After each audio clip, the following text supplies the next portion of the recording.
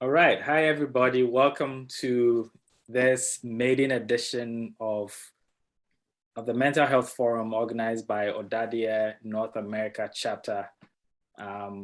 Welcome to this event. We are grateful for your presence. We are grateful that you're spending your Saturday with us, but more importantly, that we are going to have this conversation that is very important, but that we often kind of don't get to talk about as much.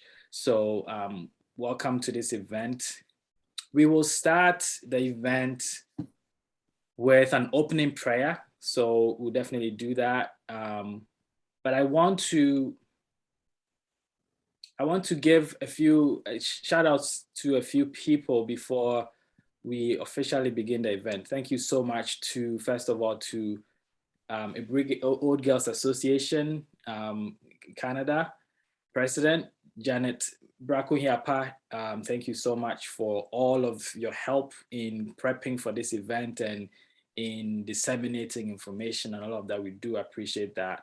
We also want to thank our Odadee North America executives who have been really supportive of this and who are actually the ones who put in all the work, but also to our global leadership for being supportive of this event as well. Specifically, we also want to talk about be thankful to the welfare committee members in the Odadee North America chapter for all of their work that they've put into this event. Thank you so much. So we want to begin now, and we want to start with an opening prayer. If Dr. Prince Nwama is here. Yes, I am. Great. So I'm right here. Great. So if you want to start us with an opening prayer so that everything can officially begin, we'll be grateful. Thank you. Okay. So shall we say a prayer? Father Almighty, we thank you so much for this day. We thank you for our lives. We thank you for all the blessings you bestow on us each and every passing day. We thank you for the wonderful things you continue doing in each of our lives. We thank you for making it possible for us to gather here to discuss such an important event. We thank you for all that you continue to do for us. We ask that even as we begin this event, you are going to let your hand be made manifest in everything that we are going to discuss here, that you are going to guide our thoughts, you are going to guide our words, that everything that we are going to discuss here will be from you, and that is not going to come out of our own thoughts. We ask that you are going to preside over the event, you are going to be the master, that at the end of the day, we are going to get every single bit of the benefits that we hope to from this important session, that when all is said and done, we shall have every reason to give you glory. We ask this again through our Lord Jesus Christ. Amen. Amen. Amen. Thank you so much. So it's now time, and as you know, we don't have events without playing our school anthem. So we're going to play our school anthem, and then we will continue from there.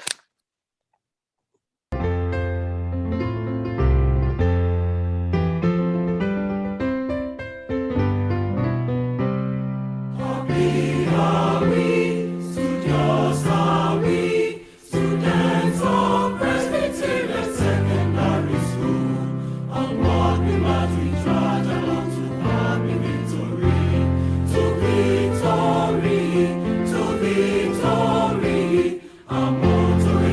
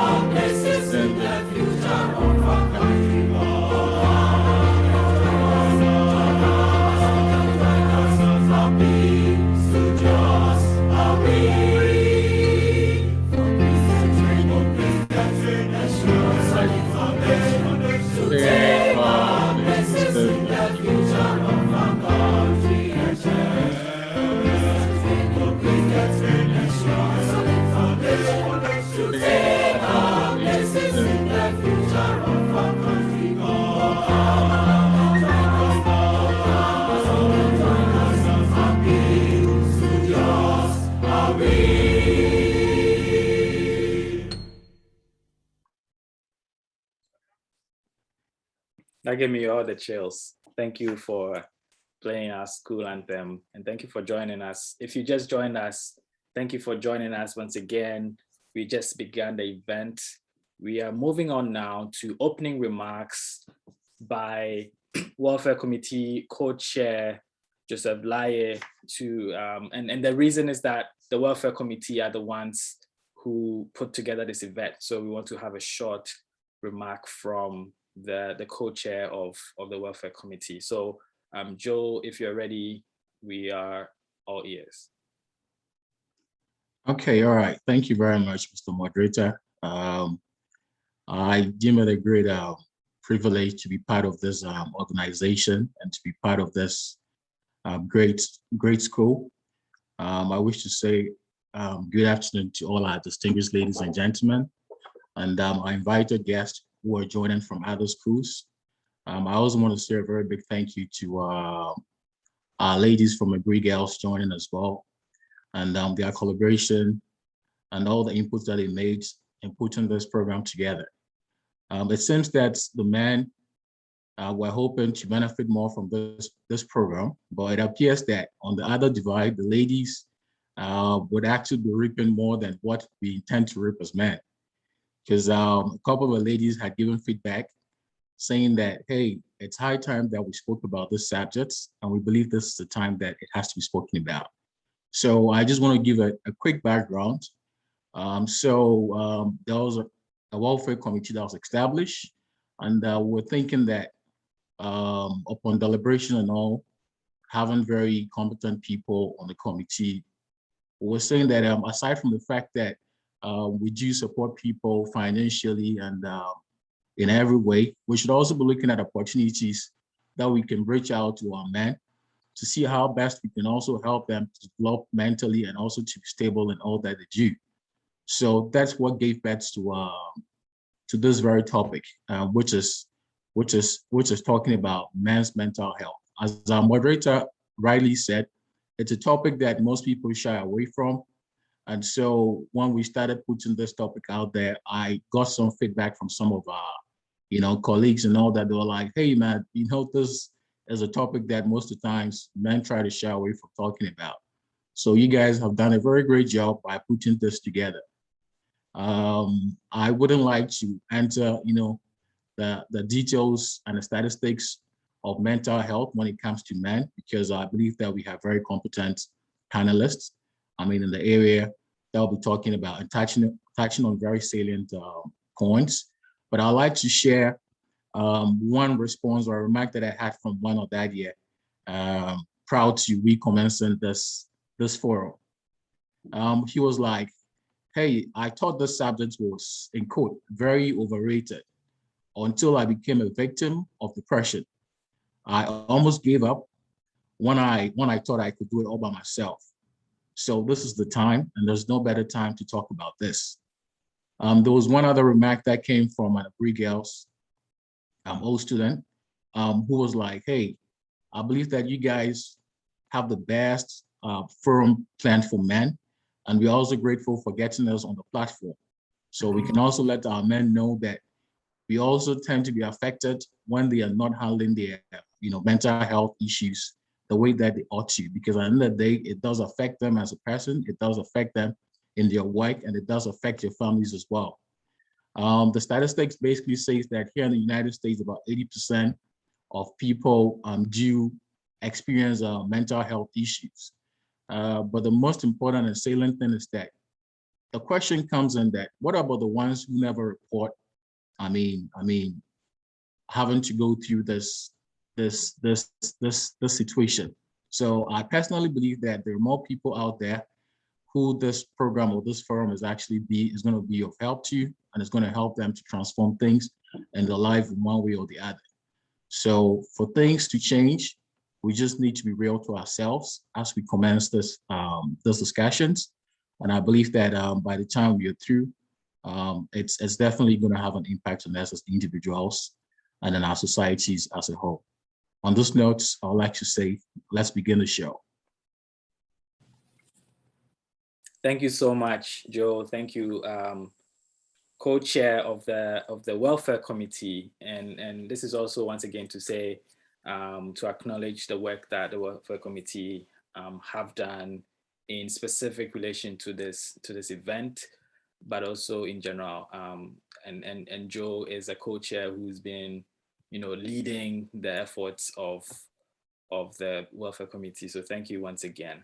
So I want us to get to why we are here in the first place, right? So what we are going to do next is to jump right in and have the conversation about mental health. In recent years, there has been a global focus on mental health issues due to the surge in research that link mental health to several personal, social, professional outcomes as well, right? So for instance, depression and anxiety have been linked with several negative outcomes like insomnia, indecision, memory loss, even the risk of heart attacks, right?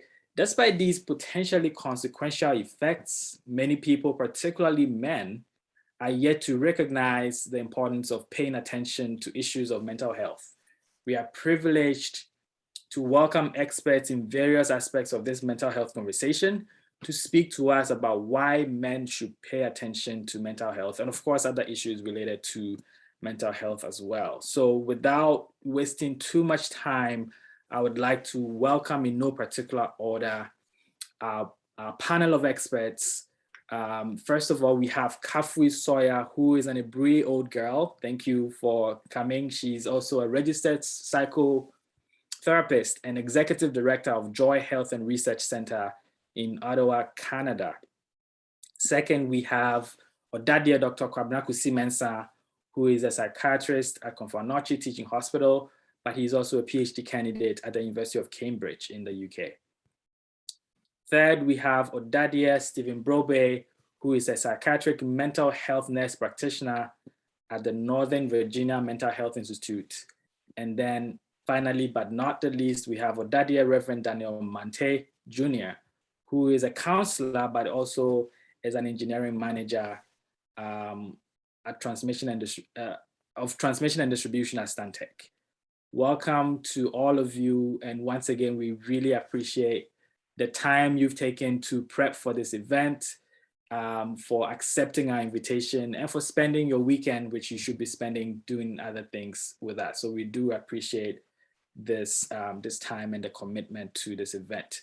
We also do appreciate that you joined us in recognizing the importance of this event, for which reason you accepted to, as experts, to come and have this conversation with us. I want us to jump right in with questions that that will kind of spare the conversation. And just so our audience know, we are going to, so what we're going to do is I'm going to ask a few questions of our panel, and then after we will have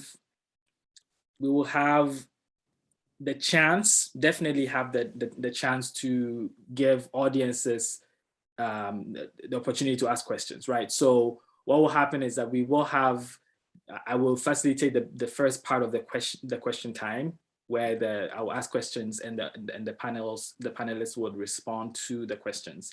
But after that, whether through the chat or if you wanted to ask the question yourself, you can just prompt us by raising your hand or something like that, and we will be able to call upon you so that you will respond, you ask your question. I just want to know before we go, and that's one of the housekeeping things is that, and I forgot to mention this at the beginning, that we are live on Odadee Radio. So thank you to the folks at Odadee Radio for transmitting this event. This is important, and we do appreciate that as well. So we are live on Odadee Radio right now. And I believe we are also, based on that, live on Facebook as well. That's the information I'm getting. Thank you so much for this transmission. Yes, we are live on Facebook as well, live on Odadee Radio online. Thank you.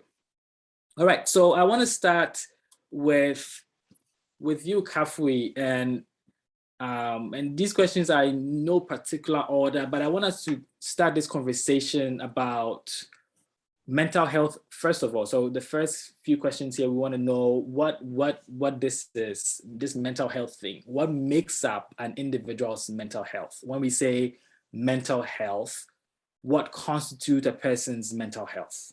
If you would tell us a little bit about what that is. Thank you for the opportunity of having me join you. I am very grateful, and this is wonderful. I think, first of all, we do have to appreciate that our men have struggled to actually work through their mental health. And so I think that this opportunity would be very helpful in helping us have fruitful discussions and also give people the opportunity to ask questions about what mental health really is all about and what we can do to work towards a positive mental health. So first of all, the question about what mental health is, I like the definition of the World Health Organization on what mental health looks like. And they describe it as a state of well-being in which the individual realizes the success of life, can work productively and fruitfully, and is able to make a contribution to his or her community. So when we look at mental health, we're really talking about a state of well-being. You need to be aware of your own abilities and, of course, your struggles and your weaknesses. You can cope with the normal stresses of life, and you can work productively and fruitfully.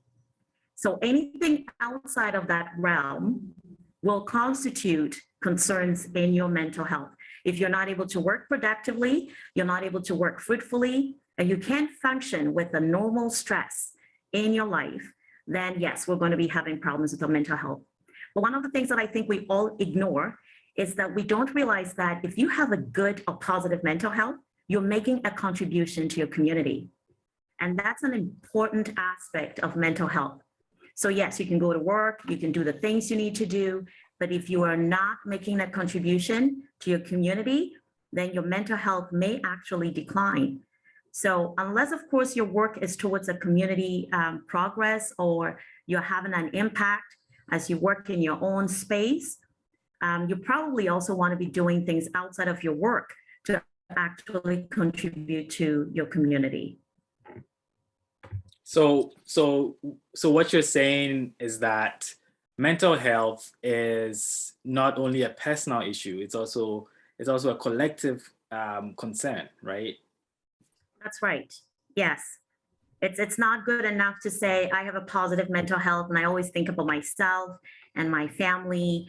But what are you doing with your family? Are you doing something that actually encourages your community? Does your family have goals to support the community you live in?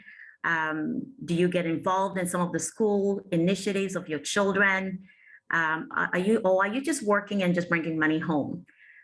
That's not helpful to your mental health. And we actually realize that when people continue on a path of just working and doing what they're supposed to be doing, they are not fulfilled as people. You're really fulfilled when you're giving back to your community. There is no positive mental health without a sense of giving back to your community. Thank you so much. And I would like to return to this, but we'll circle back to issues. I have a few other, but we'll circle back to that. Hopefully we'll get the opportunity to do that. But I want to ask Odadee Kuzimensa, why should we care about our mental health? Just based on the fact that now we do know what constitutes our mental health, but I mean, why should we pay so much attention to it beyond what Kafui has said, if you would? Yeah, so thank you again for the opportunity. Great to see familiar faces. I see Kakari and all my seniors. So yeah, nostalgia. Yeah, straight to the question. Yes, why should we care? Well, I guess the short answer is, if you don't care about your mental health, the mental health cares about you. That's the pithy answer. I mean, the bottom line is that, just like with any aspect of our being, or with our body, when you neglect it, it tends to scream out for attention in one way or the other. And unfortunately, I like to tell my clients or people that I'm talking to that the time, if you do not take care of your mental health and you allow it to, essentially go on autopilot, it will choose a time and place that is not convenient or suitable to you to let you know that, I need attention. You need to take a break. Our minds are the seat of all our being as human beings, essentially. It's one of the main things that separates us from animals, so to speak. We have a mind, we have, and I'm not speaking just about the brain here, I'm talking about the mind, that immaterial aspect of our being, our emotions, so on and so forth. And, you know, it is the one seat or the part of our being that out of which everything flows, our decisions, our well-being, whether we are enjoying life or not.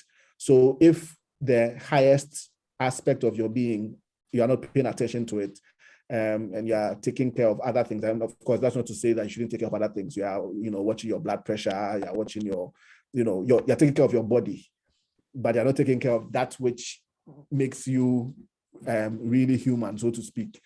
Well, then it's going to be inevitable that, you know, just like any machine that is not well maintained, eventually the system is going to break down. It's going to crash, you know, at some point. And like I've mentioned, it will not give you a memo when that is going to happen. And that's why it's extremely, and I'm very glad that this topic has been chosen, because like the other panelists have mentioned, it's something that is very highly ignored, particularly amongst us men. I mean, we are African men generally, but especially African men.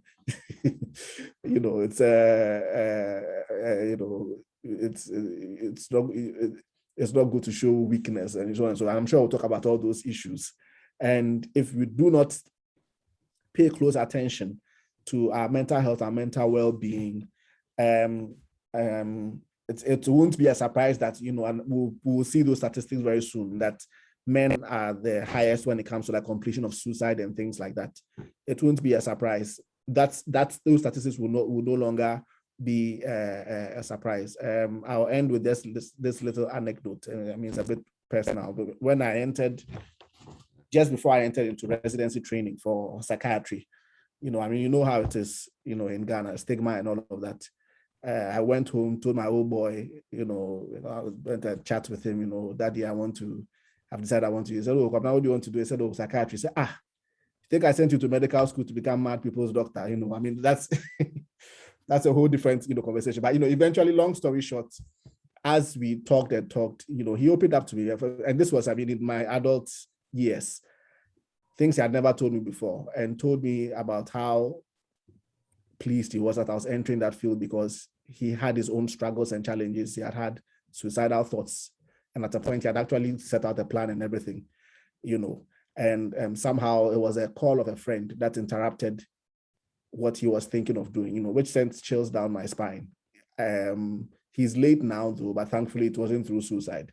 But the point that I'm making was he opened up to me and shared how much of a burden he felt he was carrying, and he didn't share with anybody.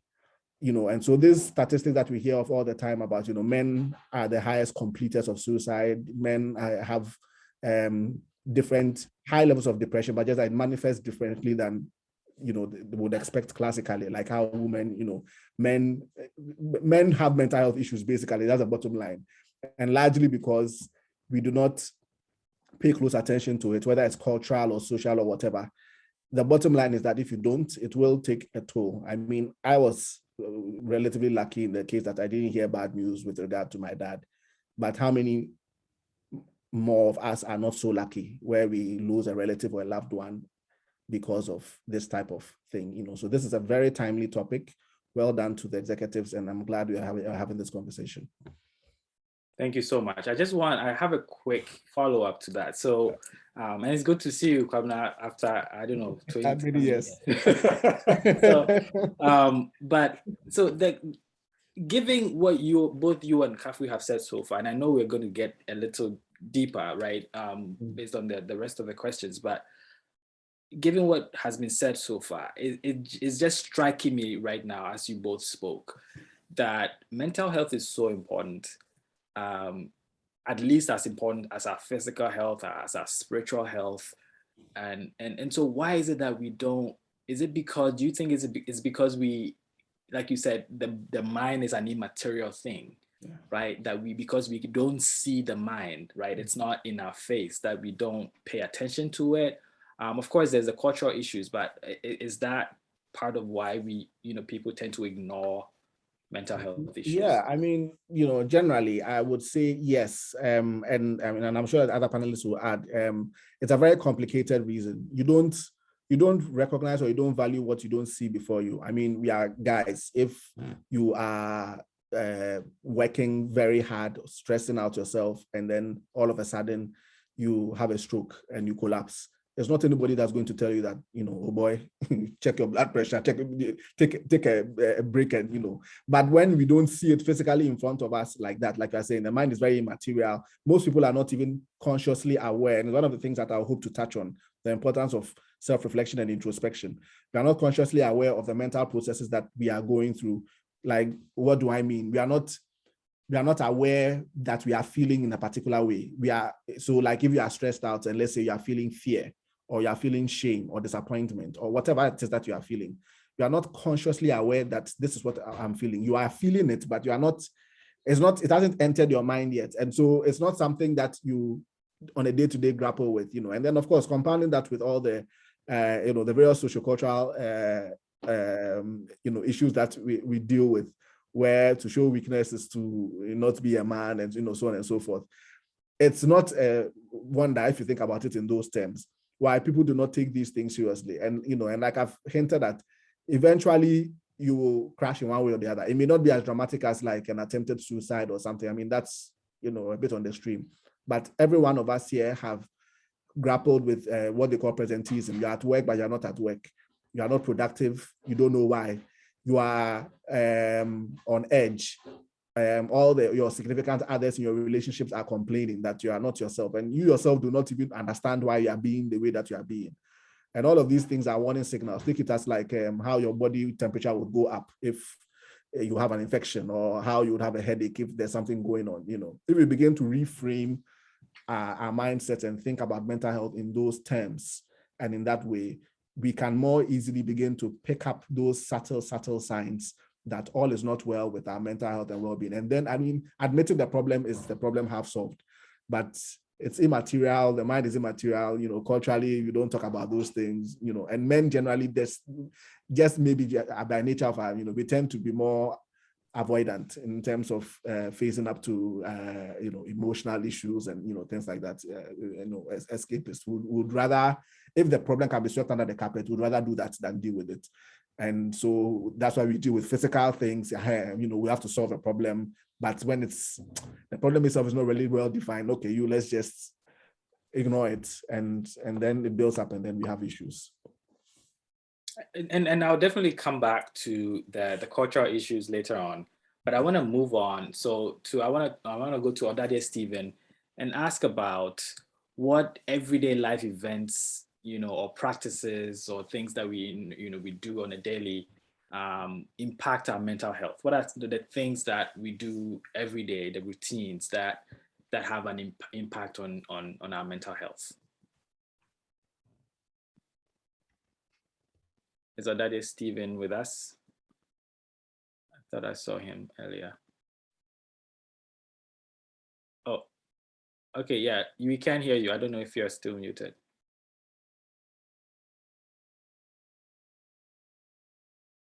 Can you hear me?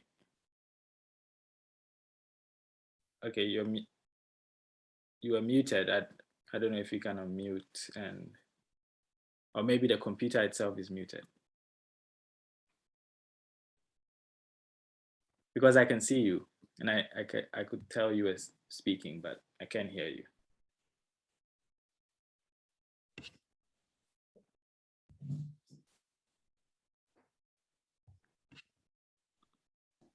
He's not muted on Zoom, so it must be something else. Yeah, you're not muted on Zoom, so I don't know if you're muted on the computer itself. But you can hear us, right? Okay. Oh no. Yeah, because we can see you're there, and we can see you're trying to speak, but we can't. Okay. Yeah. If you can call, maybe call back. I don't know if that will restart it, but we'll definitely want to hear from you.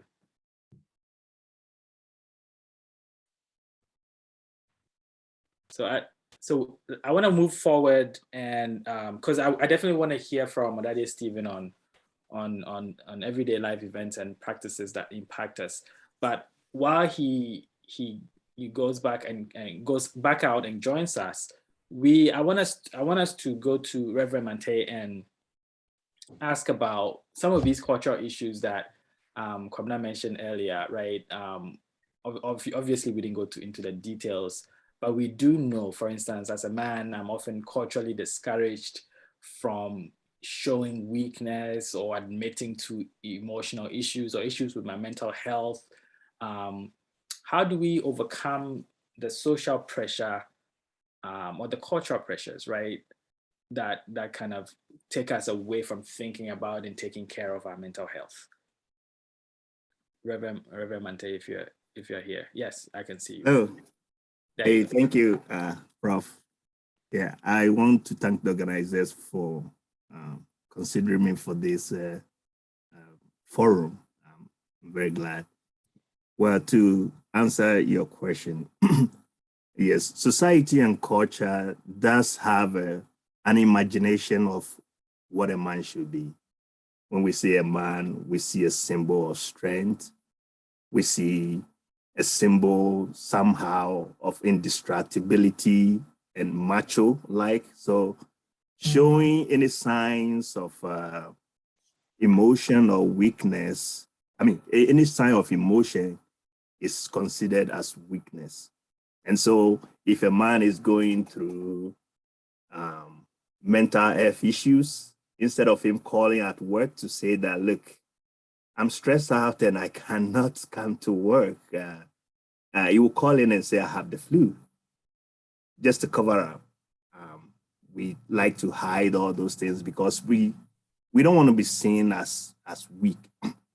But I want to approach this response in with some sort of theological perspective, in the sense that Jesus was the strongest man who walked on earth. He did miracles. He healed the dead. All kinds of diseases, and cast out demons and things from people. But the Bible told us that Jesus worked. Look, he didn't do this in isolation or in his private moment with the disciples. He did this in public, and it was recorded in the Bible. He showed emotions. So showing emotions does not make you any less of a man, because we were created to show emotions. Now, let me also approach it in another different angle. We know about King David. King David was a giant slayer. He slayed Goliath. But then we also realized that when David and his men had gone out to war, and actually they were victorious, they came back to Ziklag. We were told that they came and realized that all their wives and children have been taken away by the enemy. And the record shows that they cried and cried and cried till they could not cry any longer. So these were men, strong men of battle, now showing emotions. Does that make them weak? So the society's definition of a man has to be redefined, because it's a myth and it's a misconception. And we need to start speaking up and asking for help. Asking for help doesn't make you any less of a man. I like a scripture in the Bible which talks in 3 John 2, it says that, beloved, I pray that you may prosper in all things and be in health, just as your soul prospers. We have to know what our identity is. We have been wonderfully and fearfully made. And to land with this idea that we are made up of a spirit, soul, and body. And our soul constitutes our mind, our emotions, and intellect. And so when there is an imbalance in our physiology or in our mental health, we have the opportunity to stand on these two other elements, our body and our spirit, to heal our soul, which involves our mind, our mental, our emotions, and intellect. For me personally, I wear many hats: an engineer, a pastor, a father, and all of that. And sometimes when the pressure becomes so much, I go on a walk. And whilst walking, I pray. And so you realize that I'm exercising two of the three elements: exercising the body, exercising the spirit. And that, for me, it refreshes me and brings me back to balance. Because there's another scripture in the Bible, in Proverbs 18, verse 14. It says that the spirit of a man will sustain him in sickness, but who can bear a broken spirit? So your spirit has the power to restore your mental illness when you are struggling mentally. So it is okay to ask for help. Real men ask for help. So the idea of society's definition of a man has to be reconstructed, has to be redefined, so that we don't suffer this fate. Because in the Chinese actually symbols, what I read is that the symbol for crisis stands for danger and opportunity. So in every situation, in every crisis situation, I mean, mental illness is a crisis situation. In that crisis situation, you have two options: opportunity and danger. And it is good to choose the opportunity to talk it out, speak to somebody, or pray. Thank you so much. We appreciate that perspective. And I didn't really think about it in terms of, with the example of Jesus, right? One of the, the people that, if you're a Christian, you look up to, right? And Jesus, if, for Christians, is the ultimate man. And for him to show emotion publicly, it's a perspective that I had never really thought about. We do appreciate it. I want to go back to Odadee Stephen, because I see that he's back with us. And I want to go back to the earlier question about what are the everyday life events, norms, routines that would have an impact on our mental health. So Odadee Stephen, if you can hear me, if you're back, I thought I saw him back.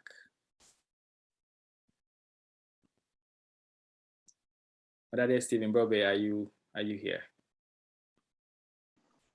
Can you hear me now? Yes, great. Yeah. Okay, awesome. All right. Thank you guys for this forum. I think it's a wonderful thing. To be here. Uh-oh. We can't hear you now. It started off really well, but it looks like your audio cut off again.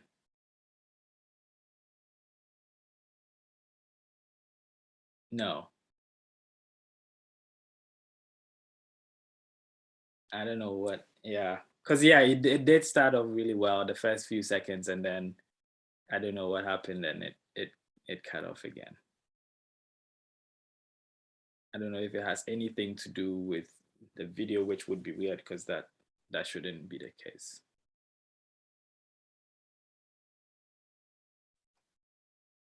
Because you are not muted on Zoom, as far as I can tell. So maybe we can come back. yeah, I definitely want to hear your thoughts. So I'll come back to you again. Or if there's a suggestion that if you can dial in for audio, if that will be a solution. Yeah, we definitely want to hear from you.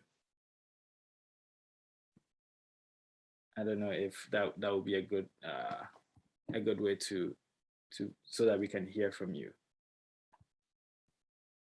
All right, so yeah, we still can't hear you. We can see you are there, but we can't hear you, unfortunately.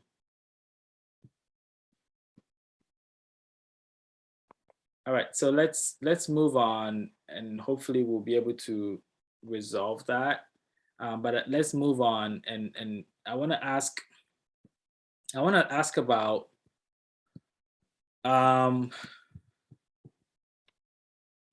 okay, so I'm gonna go my questions here.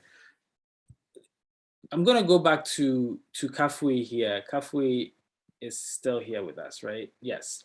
So Kafui, do men and women's mental health differ?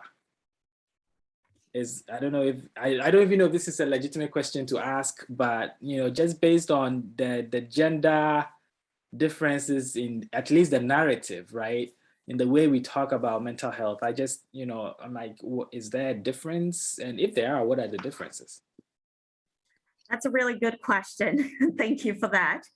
I think definitely they do differ. Based on science, we know that women have a larger corpus callosum, and this is a structure. It's a C-shaped structure in the middle of the brain, and it connects both the left and right sides of the brain. So this is where we actually learn, and women have a larger corpus callosum. It's actually 40% larger. So when I think about that, and I think about this important structure in the brain, which actually links to two sides of our brains working together. So we're talking about the left side and on the right side of the brain. It may sound intimidating, but it actually is quite amazing because it brings two different perspectives together and gives us this aha moment. So anytime in life you're like, oh, you were doing something a certain way, and then something clicks, it's like a light switch, then you know very well that your corpus callosum is actually working really well, because that's what actually brings us back to life and allows us to understand what life is all about.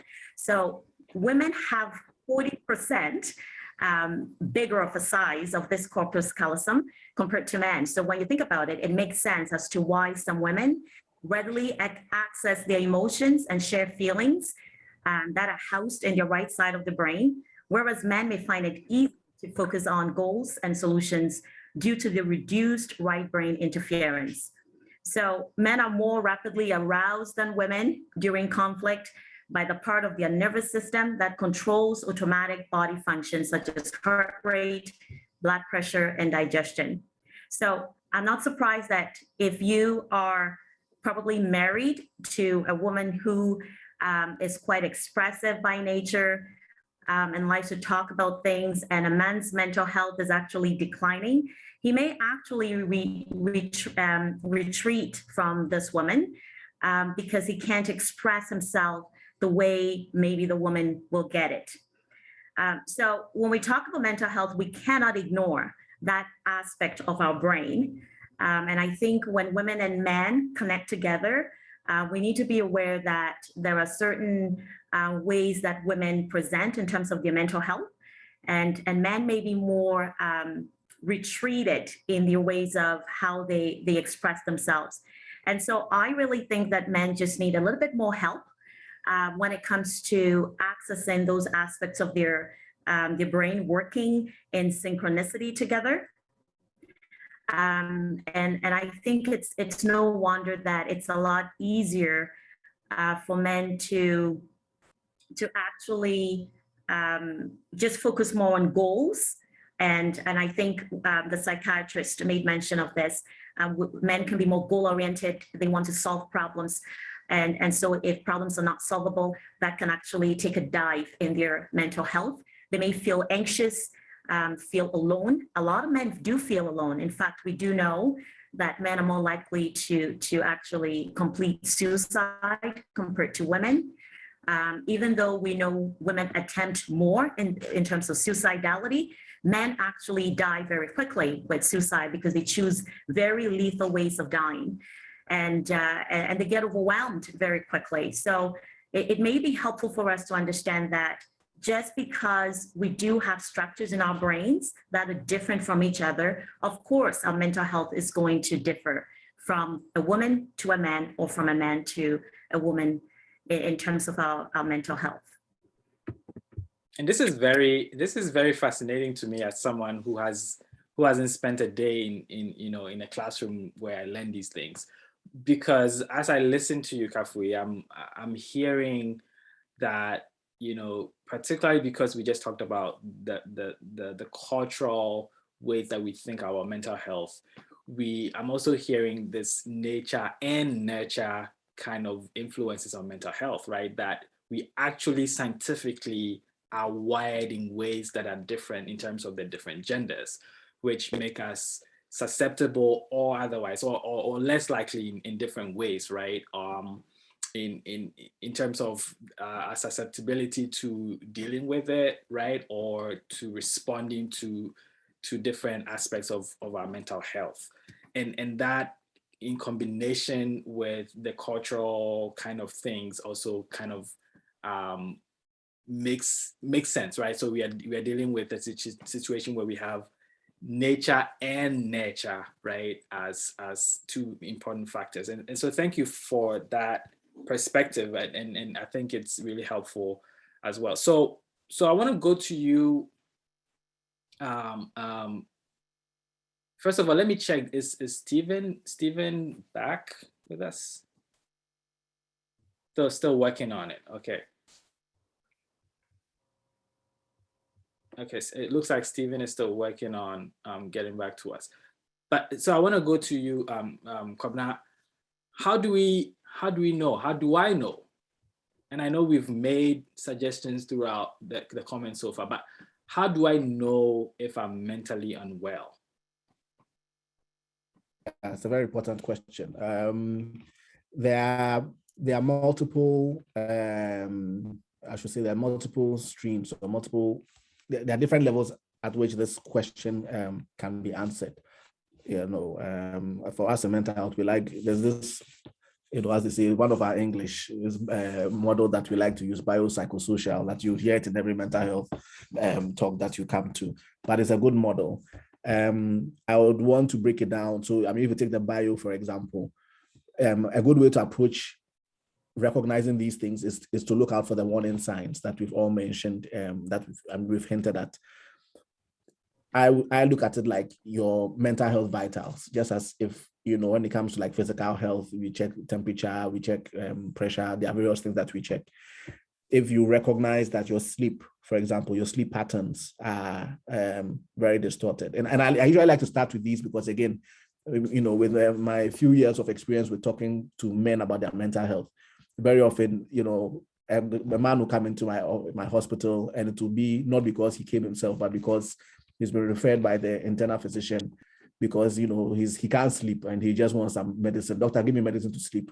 Or he'll come with his partner, the wife, who is all about her depression and, she's happy to open up emotions, and I ask her, but what about the husband? I was going, oh, doctor, no, I'm not the problem. That's for me, it's just backache. It's backache. I don't apprehend.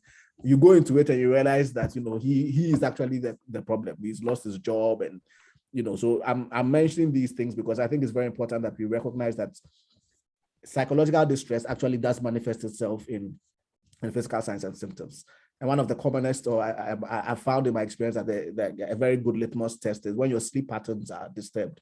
It doesn't mean that every time you can't sleep, it means you have mental health issues. That's what I'm saying. But it's just a very good way to recognize that when the pattern in which you normally sleep is distorted, or you have sleep that is not restive, as we say.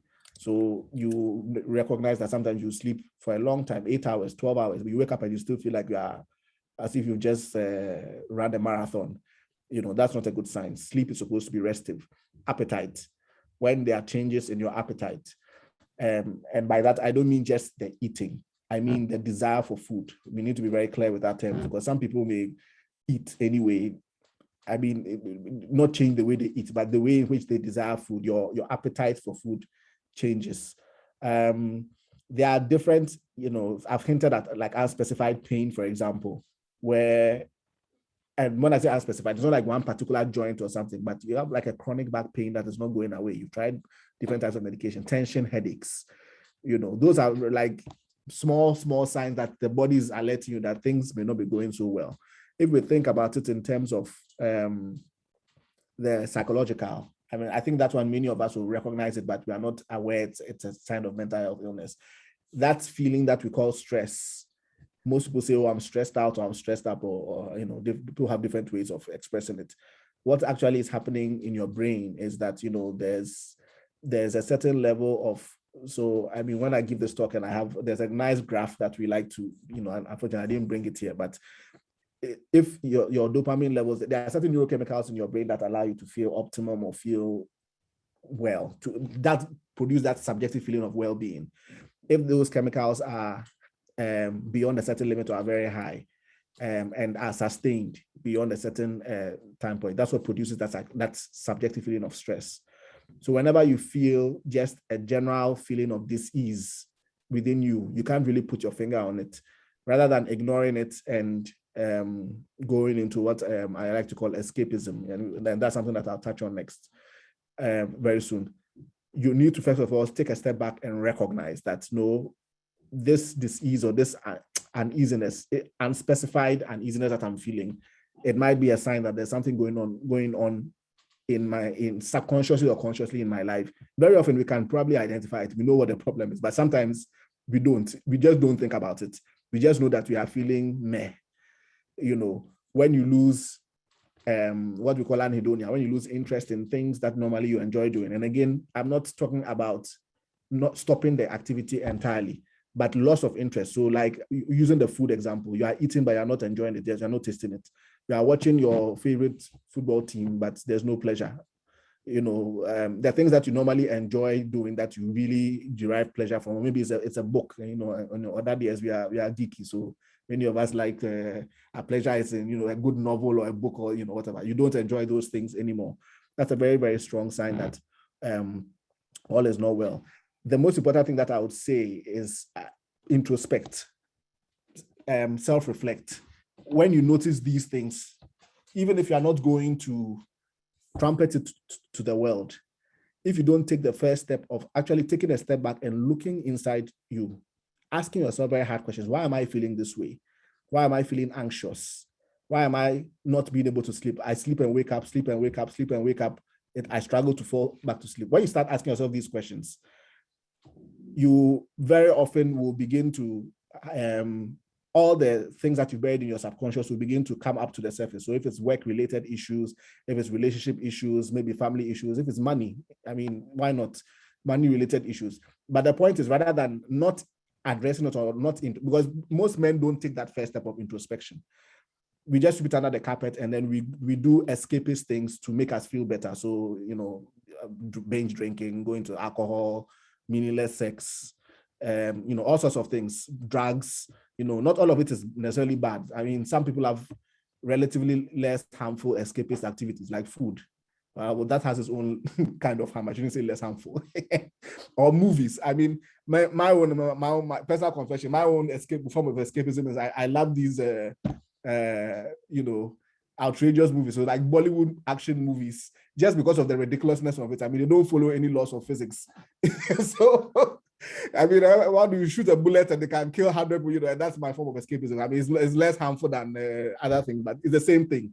And you need to be aware of it, that when you find yourself doing those activities that help you escape your reality more, the frequency has increased. That should be a warning sign. So don't get wrong, I'm not saying it's bad. Well, I mean, of course, don't drink too much alcohol. That one is bad. But my point here is not the activity in itself per se. Because like I said, there are some good escapist activities. There are some which are less harmful. But the point is that whether it's a good or a bad form of escapism, you need to recognize the fact that when there's an uptick in it, it's a sign that there's not all is well with you, and you need to deal with the root cause. And that's why it's important for us men to introspect. Some people introspect in different ways. You may decide to keep a diary, you may decide to talk to somebody, or you may just sit quietly. You know, I mean, Reverend Marty talked about praying. I find that very interesting. He talked to a lot of Christians, and you know, when you read a lot of David's Psalms were very introspective prayers. You know, it's like, oh, woe is me. Why has God forsaken me? My soul has left me, blah, blah, blah. But you get to the bottom part and it says, oh, you know, but I'll trust in God and things like that. It's, I mean, that is, and the Psalms were all music. They were supposed to be poetic music, you know, so that's a very good example of the kind of introspection that I'm talking about. Far too often, men do not think about, we call it metacognition. You don't think about thinking. We don't think about our mental, our internal life, like I used to say mental health, our internal state of being. Why am I feeling the way I'm feeling? Why am I so irritable? That's another thing I forgot to mention. When you suddenly become very easily angered, things that normally should not annoy you, you know, then all of a sudden, like, you know, why did you burn my toast? They are angry, they are flying off the handle, or why your child is late a little bit to get into the car, like 1 or 2 minutes later, hey, you people, you know, I mean, those kinds of extreme reactions, very often they are not the cause. It is you who is having issues. And if we pay attention to that, and then also especially pay attention to the feedback we get, you know, with our spouses or with our work colleagues or things like that, very often people who know us well are very sensitive to those subtle changes. They may not put it in the most elegant way, or they may not put it in even in terms of mental health. But when people are constantly giving you feedback, oh, there's something off about you. Are you okay? Are you sure you're well? That should be a good sign. I mean, you don't have to admit it to them there and then, of course. I mean, you know, but go back and go and introspect and think about it. And when you really start self-reflecting and you begin to recognize that, oh, so, you know, especially where it's something that you don't want to admit to yourself. Maybe you've seen your colleague or Odadee or your junior drive by in a very flashy car, and then you are still driving your, your Ford or something, that you are feeling unfulfilled, like, oh, you know, why am I in life? Others have gone ahead of me. It's not a pleasant thing to admit that you are jealous or that you are feeling unaccomplished, and everybody goes through it, you know. And especially, and I'm saying this because I'm a guy, so especially for us men, you know, we like to, for, you know, this is a nice forum, so but we like to measure, you know. so I mean, those are the types of things that I'm talking about, that it may not even be something that is very big, like, oh, you've lost your job or something, but you know, there's a period when my life on Facebook, it was just horrible for me, because everybody's life is going wonderfully, and look at me sitting in Kumasi in my one-bedroom apartment and nothing's going on. You know, and it was a serious thing. It really affected my mental health. So it can be anything. It doesn't have to be a big like global warming or climate change or somebody's dead or, you know, that kind of thing. But the important thing is that recognize those warning signs, the biological warning signs, the psychological warning signs, the social warning signs, which is like the escapism, when you are doing a lot more of the things that you tend to do when you don't want to think about or face your reality. And whatever else you do, don't ignore it or sweep it under the carpet. At least be aware of it and recognize it, and don't lie to yourself. Call it what it is to yourself, that look, okay, I'm feeling jealous, or I'm feeling afraid, or I'm feeling inadequate. And then, of course, the next step is, you know, find someone to talk to about it. But I'm sure we'll talk about that as we go along. Thank you so much. And you know, so as you mentioned, social media, that's another forum altogether, because that's like one of the biggest, you know, and so I don't even want to broach it at all, because I mean, it's something, it's out there that this is something that, particularly in terms of the conversations around mental health, it becomes very central. But so thank you for mentioning that. But I want to move on. So Stephen, is the audio working now? Because I want to ask Stephen, what do we do if we are worried about our mental health? And if Stephen can respond, otherwise any of the other panelists could respond as well. Stephen, are you? No, the audio is still not working. I don't know if we can get Stephen to call in, or maybe with the audio so we can hear him, because we had him for a few seconds there the last time, and then all of a sudden we can't hear him anymore. But while we still try to get Stephen on, let me say this before we continue. So Odadee, this is also being as I mentioned in the beginning, this event is being telecast live on Odadee Radio, broadcast live on Odadee Radio. So if you are listening to us on Odadee Radio, thank you for joining us for this important conversation, and thank you for spending part of your Saturday with us. So I want to, Reverend Mante, if you would, what do I do if I'm worried about my mental health? If it's something that, if I'm worried, just based on what Kwabena said, I notice these things. I'm noticing, I'm doing this introspecting, and then I realize there's something going on. What do I do? Right, that's a very good question. So what do I do when I'm facing mental issues? From the David's story that we just talked about earlier on, we realized that he encouraged himself. Now, his men wanted to stone him because they were also feeling it. They've also lost their families, their wives and children. And so it got to a point that they want to act out their frustration. They want to act out, and their intention was to, you know what, David, you are the cause of all this. We are going to stone you, as if by stoning him, their problems will be solved. So you cannot use something evil to solve a crisis that is going on in your life. You always have to look for the positive. There's one scripture I like so much in the Bible. It says that, for God has not given us a spirit of fear, but of power and of love and of a sound mind. This is in 2 Timothy 1 verse 7. So fear has a way of diminishing our mental health. And when fear overcomes us, we tend to act in not so normal ways. All right. So some of the things that we can do to overcome some of these mental issues, like I said, for me, is prayer. I read a book some time ago, and it talks about what they didn't teach you at the seminary, okay, for pastors to be able to regain their sanity. And the author said that if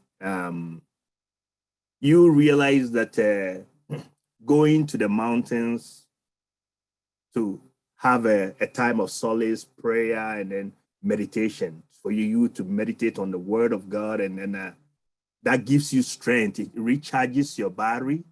He said that make it systematic, that, okay, you know what, I'm going to do this once a month, take time off, do this, and then to recharge. If so, when you, Dr. Mensah talked about escapism, and he laughed about it, but actually that's a very powerful thing, right? That when you see something that really helps you to gain your mental balance, patronize it. Don't because excessive, if you do something excessively, becomes something else. But in moderation, do it to replenish yourself. Do it to empower yourself in your mental health. So, Thank you.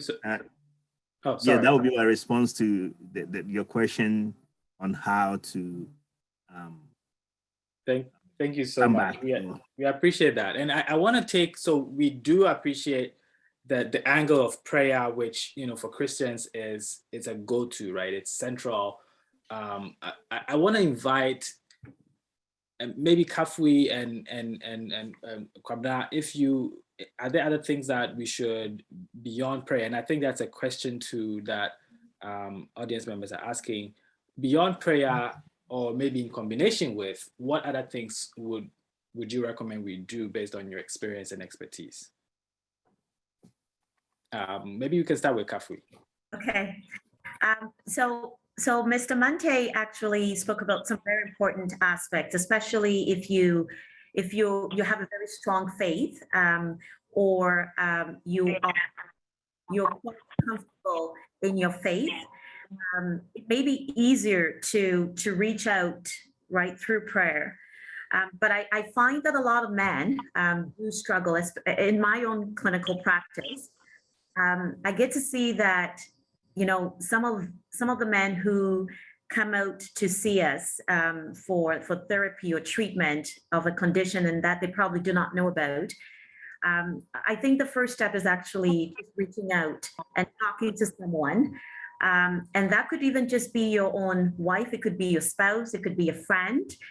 And just being open enough to speak about your own personal struggles. And I think even just having a forum, a platform like this, is actually a great step, because I am really sure that there are so many men on this platform who struggle with their mental health as well and don't even know who to reach out to, where to begin.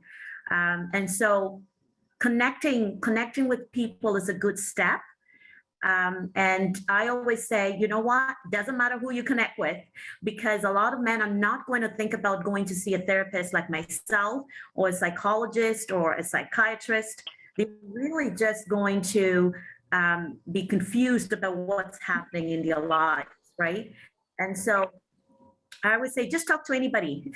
It could actually even just be a stranger on the road. It's just anybody at all. And maybe just express. And I have seen people do that. I live in Ottawa, Canada. It's a government town. And I have seen people act very strangely and they don't even know who I am. And maybe I'm at a gas station and they're like, how are you doing? And people are just wanting to start a conversation. It may sound crazy and ludicrous, but I know very well that this person is probably just looking to connect with someone and maybe even just have that space to be able to talk. I like what Mr. Mante said, because, a lot of men also have some faith, right? And so they may be connected to their religious group. And so if you're comfortable, you can talk to your pastor. Pastors are not trained in mental health. Not a lot of them, except Mr. Mante that I have seen today. So this is amazing. A lot of pastors are not trained in mental health, but they can actually point you to the services available in your community so that you can actually get some help. And I also want to encourage men on this platform. You remember I talked about the fact that your corpus callosum is not as big as a woman, and so you don't have the natural ability to express yourself in ways that can actually get you the help. I want you to remember that if you are struggling and you're not sure where to begin, that's normal. That's actually normal. It's biological for you to be in that place. And you really just need to find someone who is going to hear you out.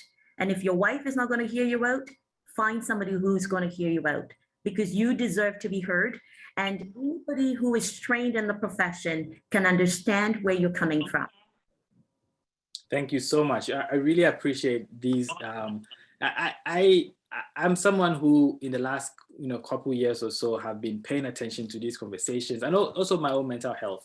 But even I haven't, I guess because I haven't really sat down with a professional, I haven't had some of the perspectives you are sharing. So I really do appreciate that. I want to interrupt my own questioning time, because I promised in the beginning that we're going to have question time from the audience as well. I'm going to be respectful of that. And so for our audience, if you have questions for our panelists, please put them in the chat, or you can just signal and we can, if you're on, we'll allow you to ask the panel the question yourself. But if you can put them in the chat, we will definitely try to get as many of them to our panelists as possible, because we also want to finish this event on time. So, and we are running out of time. The reason I didn't, jump in and cut people off is because all of the information that we've had so far has been top notch, and so we do appreciate that. But also we want to make sure that we have time for questions. So I'm going to ask a final question before we invite the audience. So what's going to happen is after we respond to this question and the audience questions come in, if we have any more time after audience questions, I'll come back to the remaining questions that I had. We just want to make sure that definitely audience is getting the chance to ask these questions. So Kwabena, how do we change the conversation about mental health? How do we get to the point where we are, particularly for men, we are changing the conversation? Yeah, very important question. I think this forum is a very good start. I mean, this is one of the first few fora that I've been invited to that is specifically dedicated towards talking about men's mental health. And that's why when Kofi contacted me, I actually have my plate full, but I said, no, as for this topic, I can't skip it at all. I must be at this, event, because it's important that we begin to change the conversation. It's important that we begin to destigmatize it. If we realize that mental health is not any different from any other aspect of our health, why should men be able to comfortably go and talk about, even things as personal as prostate care? You see all these fora. I've been invited to several fora by urologists to talk about men's prostates, all these older men, which is very important, and there's no problem with it. Talk about all sorts of things that do with men, but mental health suddenly becomes something that is a bit some way.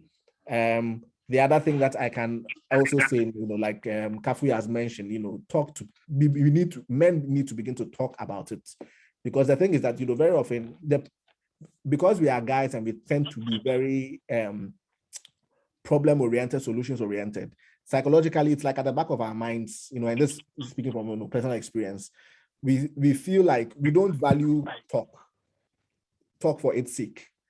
And so because of that, that's why I feel like men just generally do not seem, because like you don't see, what's the point of talking? If I can't think of, if I'm facing a problem and I've not even thought about the problem by itself and I can't find a solution to it, what's the essence? Or what's the essence of talk that does not result in a solution? Women do this very well. In fact, I mean, for those of you who are married, probably even too well, they want to talk. You want to give a solution, but they just want to be heard. They're like, no, I guess, but we are learning small, and I think it's something that men can learn, that talking sometimes by itself is the solution.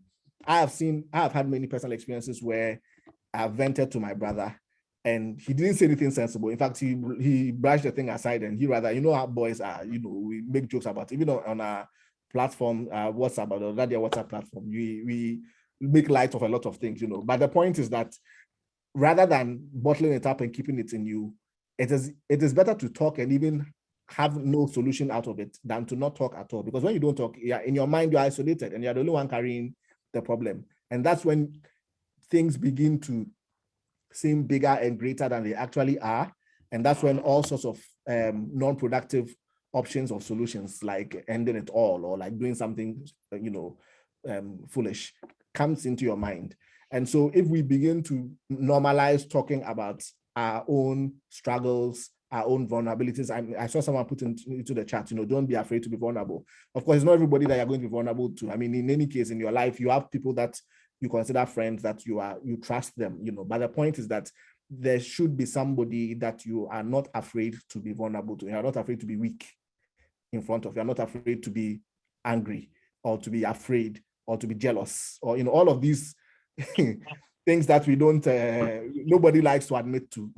There should be somebody that you should be able to freely admit to that kind of thing in front of that person, so that helps with carrying the burden. And once we begin to, do these things more often, talk about it with someone, see it as normal to talk about it with someone, then the whole culture around it begins to change. Then it doesn't become such a big deal if, a man also shows emotion that, look, I'm also tired, because we carry a lot. I mean, let's be fair to ourselves, we do carry a lot, and unfortunately for us, maybe again because of cultural things, men's burdens, quote unquote, are not as celebrated by the society as maybe, like a good example, See how big Mother's Day is, for example. Father's Day, you get socks and a singlet if you're lucky.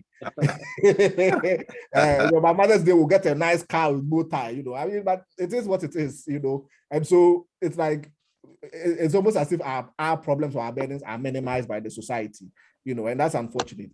But if we also minimize it to ourselves and don't talk about it amongst ourselves, you don't have anybody to share with, like what it means to, carry the burden of being a man, whatever area, it is, then you are also sort of like perpetuating the wrong myth that is out there, and also, adding to the whole idea that, men don't have mental health issues, or men don't have issues, and by the time you realize it's a bit too late. So I think talking about it is extremely important.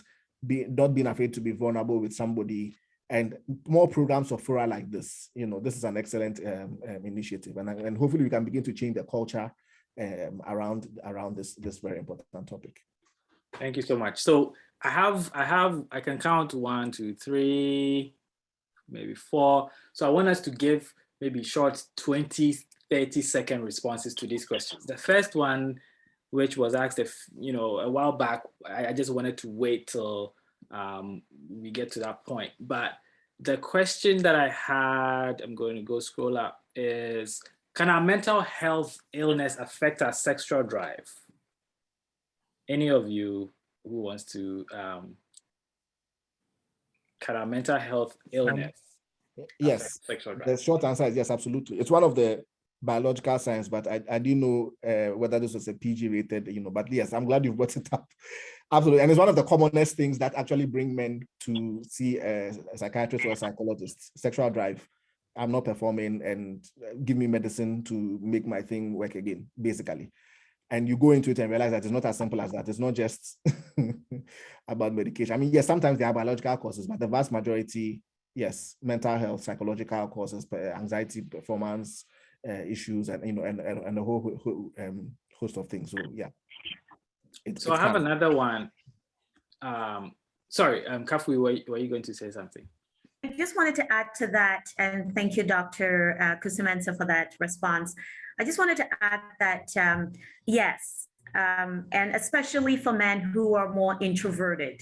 So there's an upcoming research, and I think if it's not already been published, that your temperament, the kind of person you are. So we have people who are more sensitive in temperament, or even just looking at an introvert or an extrovert, right? So introverts think by thinking, right? And extroverts think by speaking.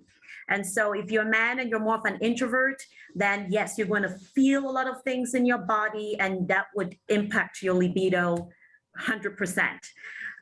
And also, but if you are an extroverted man and you think by speaking, you may not likely have an impact, unless of course you end up getting diagnosed with depression. So your temperament can actually influence your ability to perform sexually if you're more an introvert, because as an introvert, you do a lot of thinking, and the more thinking you do, the more anxious you're going to get. Thank you so much. That's a perspective that I at least didn't have, and so I know when we don't like to talk about sexual issues publicly, but I don't mind it, especially for very important, particularly linked to mental health. And so, for instance, and we do know that, for instance, men, we care a lot about whether or not we are sexually, able, right? And so I hope that that's something that will get people to think more about mental health, that connection to our ability to, our libido, right? For instance, I want to ask about, well, there's a question in here from Kofi. It says that in your experience, what are some of the consequences of mental health, especially as it pertains to those around us? So how does our mental health affect the people around us, our family? And I know Reverend mentioned at the very beginning, but more explicitly in a very short 20-second, what would we say about how it affects, our mental health affects the people around us? I'd like to take this one. Yes, go ahead. Can you hear me? Yes. So when we are mentally, unstable. We act irrationally. We become aggressive. Sometimes we are depressed and nothing really, it's really working for us. Okay, so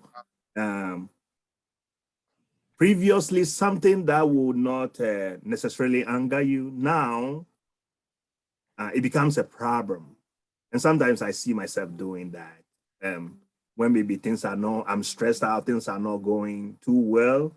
And then I'll go to my room and I'll see maybe a cloth on the floor, and then something I will maybe in the past I'll pick it up and put it in the proper place.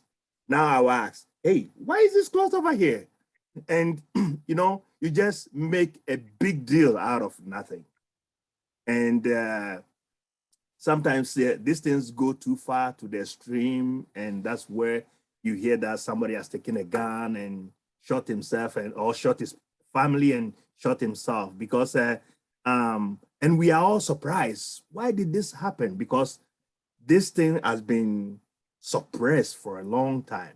Yeah, the truth about the whole thing is that mental illness or mental issues are not like any other disease or sickness. One thing is that when you suppress it, guess what? It will come back with vengeance, and you cannot stand it. You will definitely feel the battle when you suppress it, and then it comes with vengeance. So the moment we see the signs from the beginning, we have to open up, like I talk about opportunity to start talking.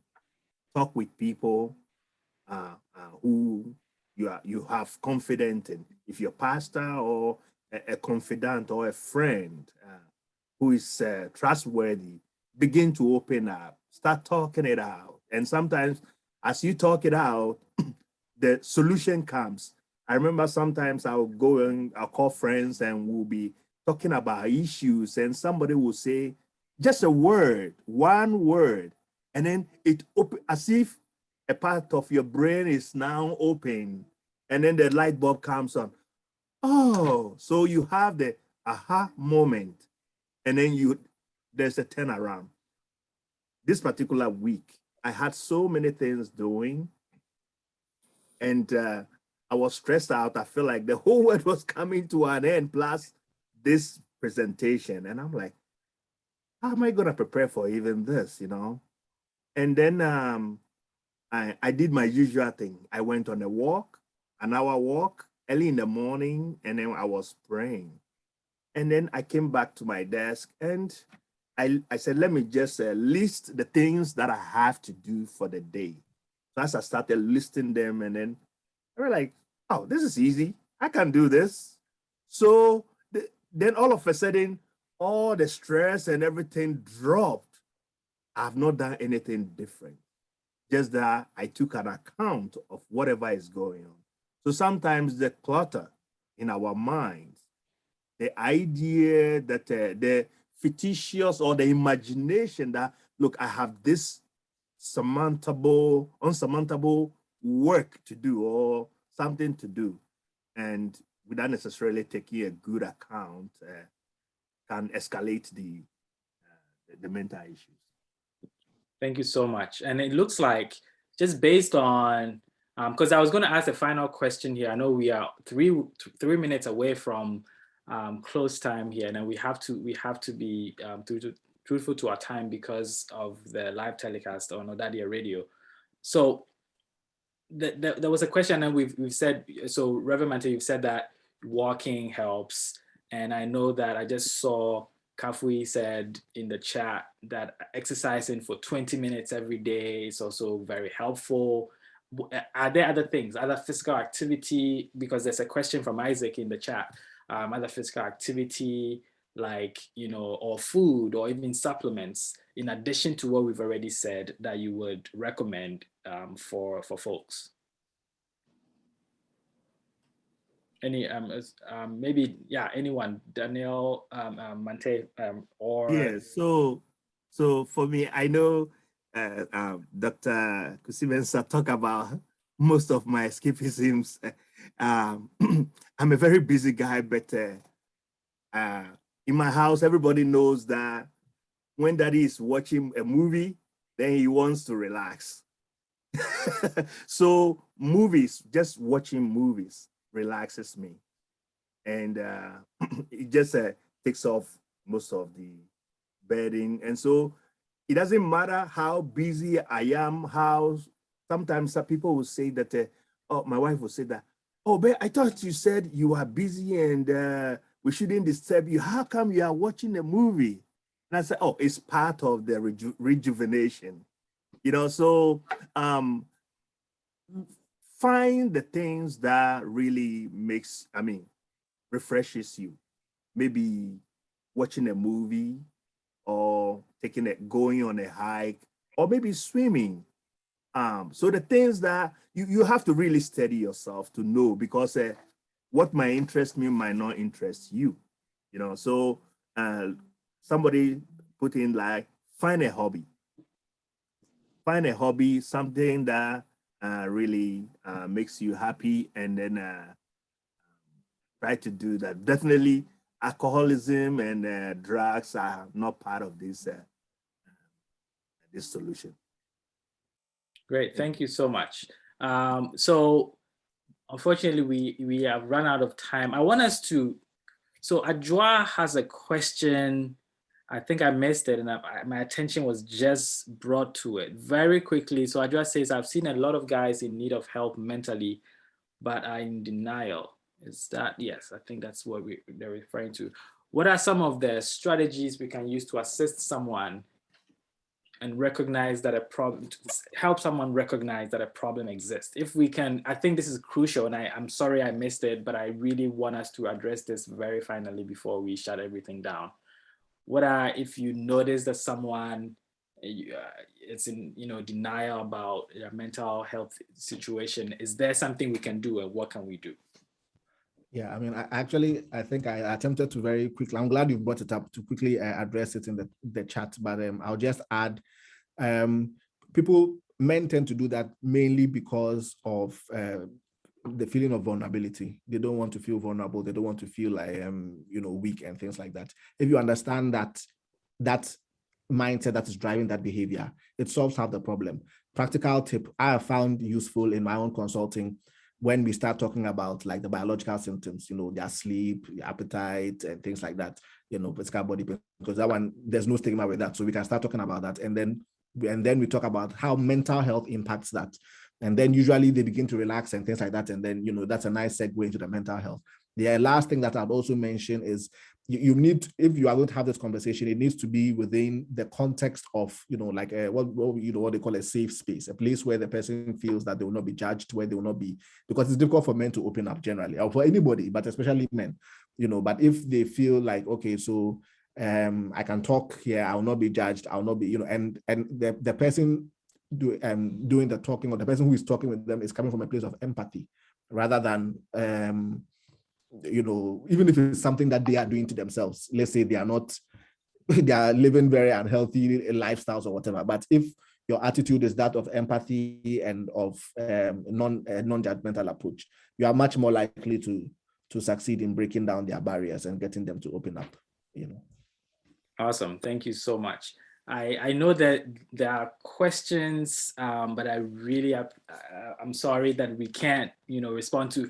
Even as I listened to the conversation, I found myself, I had like several of these follow-up questions. Well, I have this question based on that. I have right, and I really hope that for all of our sakes, that we're able to have another series of such events, so that we can talk more about some of these issues. There's a few recommendations in the chat as well that we didn't get a chance to verbalize in the audio conversation. So some really wonderful suggestions and recommendations, both from the audience and from our panelists. So if you want to take a look at the chat, there's some wonderful stuff in there that we can address in here. But I really want to take the chance to say thank you for joining me, and for joining all of us for this wonderful conversation. And at this point, is Presido with us? Kofi, if you want to give us some final closing remarks before we say goodbye. Absolutely. First of all, top of the afternoon / evening to each and every one of us that is currently on this call. I just want to use this opportunity to say a very big thank you to everybody on this call. In the words of Jack Welch, he says something that has really stuck with me. He says that there is no such thing as work-life balance. There's actually work-life choices. And the choice you make has consequences. And oftentimes, in the hustle and bustle of things and just really establishing a rhythm around our lives, we don't take time to take care of our mental health. So what a joy and privilege we have as a fraternity to be able to have individuals who are experts in our midst, not to mention that our sister school also provides someone for us to learn from. And I'll be honest with you, I've learned so much today, just being enlightened about not just statistics that are not, often discussed, but also just the consequences of our actions if we're not taking care of our mental health. So I just want to say a big kudos to our welfare committee. You guys have done a phenomenal job leading up to today. Our panelist, Dr. Kusi Mensah, thank you so much. Kafui Soya, thank you. Dr. Mante, thank you so much. And of course, our panelists that we couldn't hear from, but I know if we have any questions, he's always willing to answer and more than willing to share with us as well. So I just want to encourage all of us to keep the discussions going. If you hang around me a bit, you'll know one of my favorite quotes is that a ship is safe at the harbor, but that's not what ships are made for. Right? So if you want the value of your ship to have an impact for what it was created for, we need to step out. So I want to encourage each and every one of us to get outside our comfort zones. Let's get the conversations going. Let's ask our doctors and our friends these questions and let's be the change out there, right? Because we're here, we were almost up to 70 plus and on Facebook Live or Odadee Radio, we are all change agents. So when you go out there, I want you to carry this message with you. And more importantly, Odadee North America is so grateful for our leadership globally and also for our Ibri Girls leadership as well. Janet Brakunyapa was on the call, the president for Canada.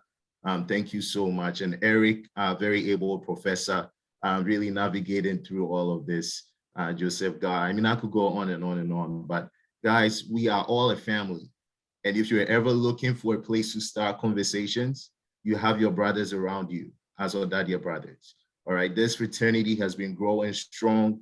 Our welfare committee is one of the newly established committees that have been hitting the ground running. We have other committees that have some awesome stuff in the line. So please, please, please make sure you're involved. Don't sit on the sidelines. We have a lot of cool stuff coming down the pipeline. So thank you so much. I'll turn back the time to our moderator. And then what else is there to say after that? Thank you everyone for joining us. We really appreciate spending this time with us. We appreciate every single one from global executives, Odadee executives. Absolutely. Prof. Eric, I just want to actually just to interject real quick. I think we have our Director of Finance, Mr. Koa Nobel on the call. Thank you so much. That was huge, just to have him join us. And I've been prompted to make sure I tell us what is coming down the pipeline. Friday Night Live is happening December 17th. Guys, it's going to be an epic night. I promise you, because I don't want to give the surprise away. Wait for the flyer. You're going to see our guest speakers or our guest panelists and even a guest artist too. And of course, our fundraising chair, Senior Eric Yaboy, we would actually be launching what is our road to $1 million and raising $1 million for PRESEC. Our endowment fund will be kicking off. This is so exciting. Tell an Odadee to tell an Odadee. So please just make note of that. December 17th, starting at 8 p.m. The doors open at 7:45 and it's virtual. Thank you. Thank you, Presido. Thank you for those announcements. So Friday Night Live, December 17th, we're looking forward to it. I'm excited to look forward to that as well. I want to so finally say thank you to all of you for coming, and have a wonderful Saturday and a wonderful rest of your weekend. Hopefully we'll catch you soon, and let's stay in touch, right? And we'll, as the welfare committee, as a member of the welfare committee, we want to say that we will be continuing some of these conversations. We'll find different ways of kind of connecting individually and collectively, and keeping these conversations going. So have a wonderful Saturday, and we'll talk to you all soon. All right, bye-bye.